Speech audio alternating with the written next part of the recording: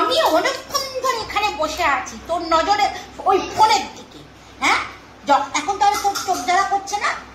যখন আমি পড়তে বসতে বলি তখন তুমি তোমার চোখ নিয়ে তোমার চোখ জ্বালা করে মরে যাও। আর এখন এক দৃষ্টিতে যে ফোন দেখে যাচ্ছে এখন তোমার চোখ জ্বালা করছে না? কোথায় আমি এক দৃষ্টিতে চোখ যাই, কোথায় আমি এক দৃষ্টিতে ফোনের দিকে তাকিয়ে আছি? আমি তো বাবা চোখ বন্ধ করছি আর করছি। এটা হচ্ছে নতুন টেকনোলজি।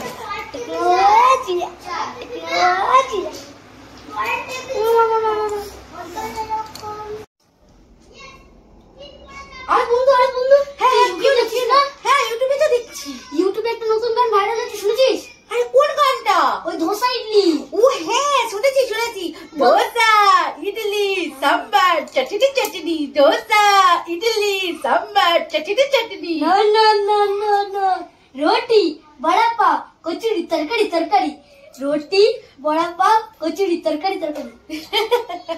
আরে তোরা তেরে বেলায় গেছিস না বিয়েতে গেছিস? একবার আসতে পড়ে গেছিস?